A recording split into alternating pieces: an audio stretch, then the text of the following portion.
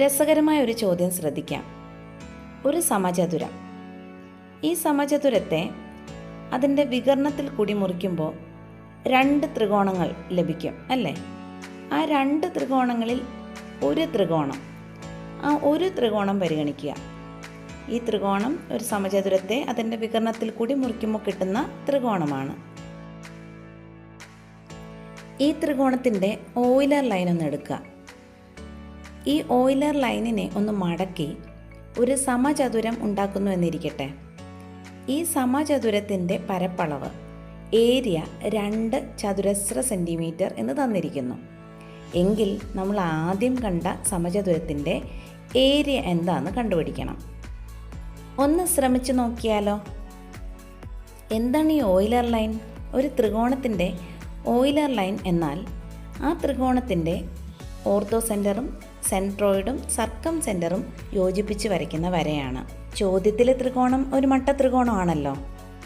മട്ടത്രികോണത്തെ സംബന്ധിച്ച് അതിൻ്റെ Euler line എന്നത് 90 ഡിഗ്രി വരുന്ന പോയിൻറ്റും ഹൈപ്പോട്ടിന്യൂസിൻ്റെ മിഡ് പോയിൻറ്റും യോജിപ്പിച്ച് വരയ്ക്കുന്ന വരയാണ്. അങ്ങനെയെങ്കിൽ ചോദ്യത്തെ മറ്റൊരു രീതിയിൽ വായിക്കാം. ഒരു സമചതുരത്തിൻ്റെ വികർണത്തിൽ കൂടി മുറിക്കുമ്പോൾ കിട്ടുന്ന ത്രികോണം ഒരു സമപാർശ്വ മട്ടത്രികോണമാണ്. സമപാർശ്വ മട്ടത്രികോണത്തിൻ്റെ ഓയിലർ ലൈൻ അതിൻ്റെ ഉയരം തന്നെയാണ്. അതിനെ 4 തുല്യ ഭാഗങ്ങളാക്കി മടക്കിയാണ് സമചതുരം ഉണ്ടാക്കിയിരിക്കുന്നത്. ആ സമചതുരത്തിൻ്റെ പരപ്പളവ് ഏരിയ 2 ചതുരശ്ര സെൻറ്റിമീറ്ററിന് തന്നിട്ടുമുണ്ട്.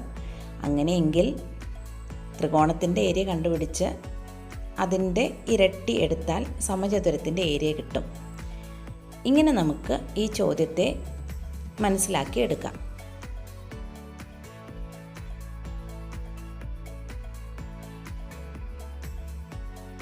ആദ്യം നമുക്ക് ആ ഓയിലർ ലൈൻ മടക്കി ഉണ്ടാക്കിയ സമചതുരം ഒന്ന് ശ്രദ്ധിക്കാം. അതിൻ്റെ പരപ്പളവാണല്ലോ തന്നിരിക്കുന്നത്. അത് 2 സ്ക്വയർ സെൻറ്റിമീറ്ററിന് തന്നിരിക്കുന്നു.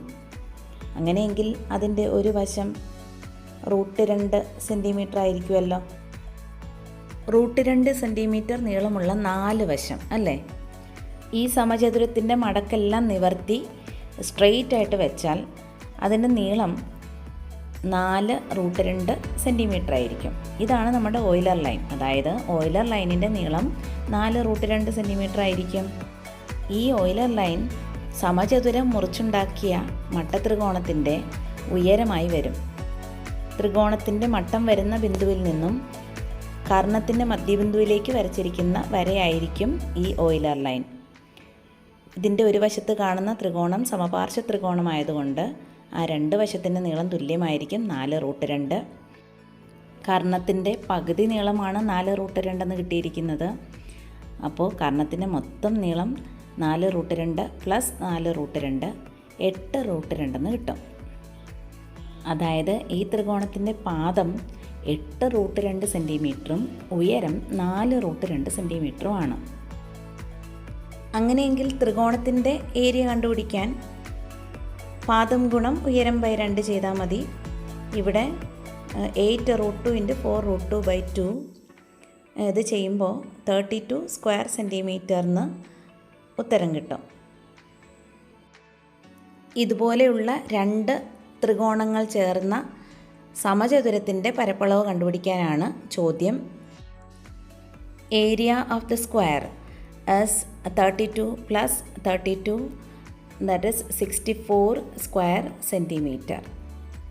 ഒരു സമപാർശ്വ മട്ടത്രികോണത്തിൻ്റെ ഓയിലർ ലൈൻ എന്നത് അതിൻ്റെ ഉയരം തന്നെയാണ് എന്ന ആശയത്തിലൂടെ നമുക്ക് ഉത്തരത്തിലേക്ക് എത്തിച്ചേരാം.